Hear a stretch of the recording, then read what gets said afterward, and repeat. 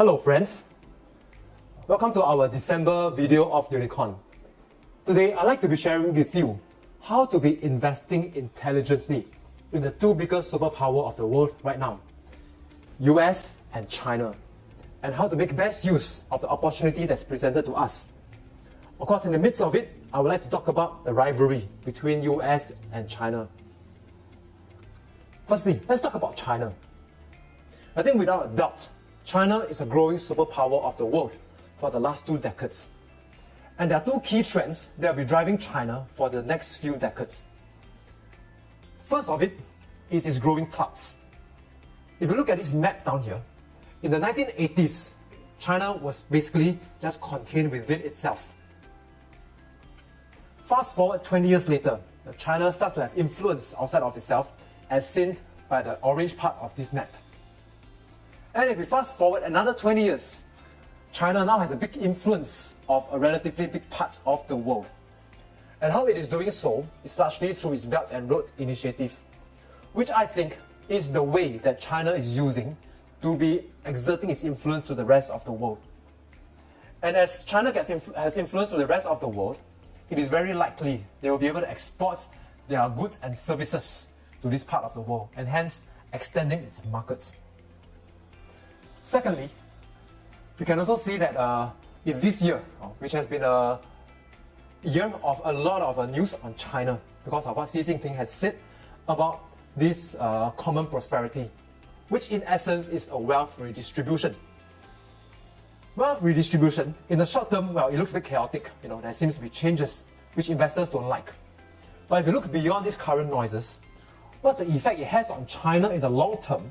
It's going to create prosperity for a much larger part of China, and especially the middle class.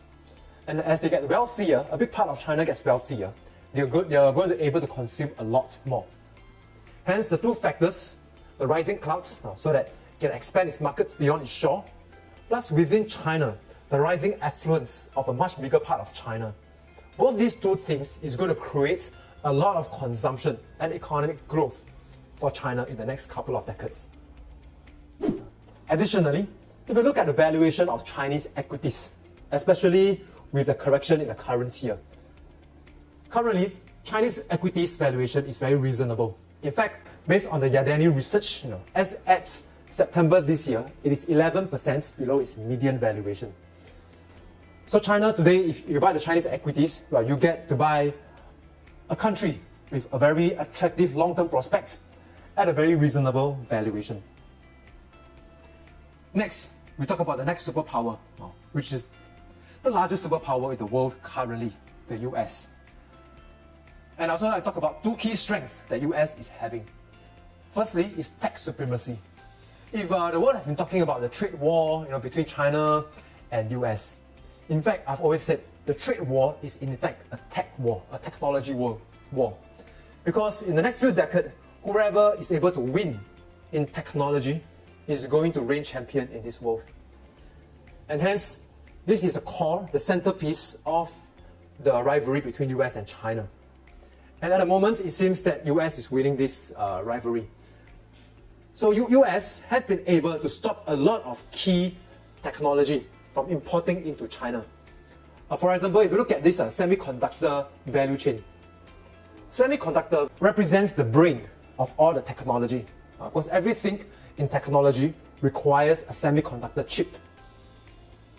And right from the start of the value chain, semiconductor equipment, you can look at all the semiconductor equipment producer in the world today.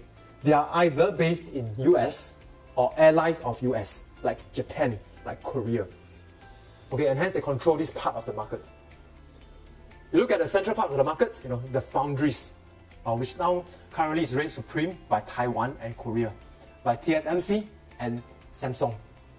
And now US has restricted TSMC and Samsung from exporting chips into Chinese-based companies. And hence now Chinese is very short of these most advanced semiconductor chips.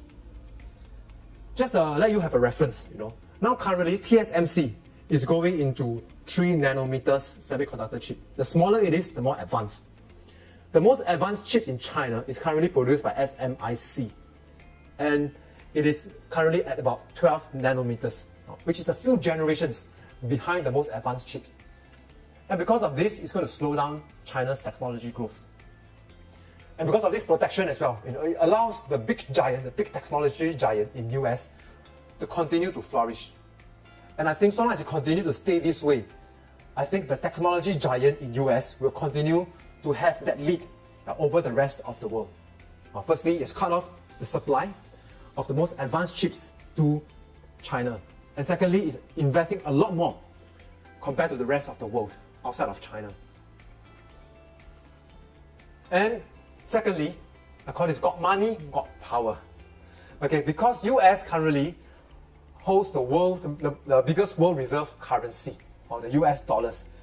If you look at the share of central banks, central bank reserves, 51% of central bank reserves is held in US dollar.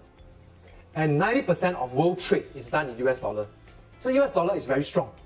And this gives it the ability to print a lot of money to sustain its economic growth without depressing the US dollars.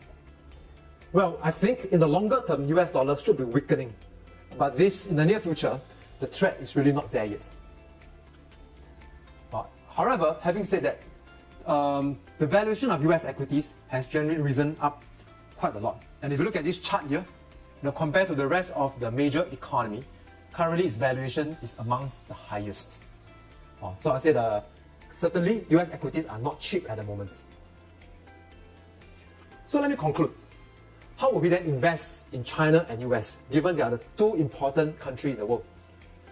For China, it's going to be very attractive in the long term, and I'm very excited by it because of its growing influence on the world and also the wealth redistribution effect, coupled with the attractive valuation.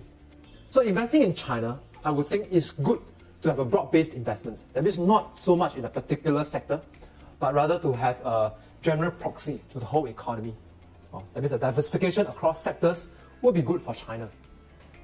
For US, it represents the home of some of the highest quality technology companies. However, valuations tend to be a bit high at the moment. How I would invest in US would be to be largely in the technology area, to invest in the champions, the strongest companies in the world, and hold it long term. It might have volatility in between, but long term it's going to do well. Well, so this is how Unicorn is positioning in these two asset class. And if opportunity come along where prices can get lower, we'll definitely buy more into these two areas. Today is the last day of 2021. I'd like to wish you all a belated Merry Christmas and a Happy New Year ahead. So I'll see you again in 2022. Till then, take care.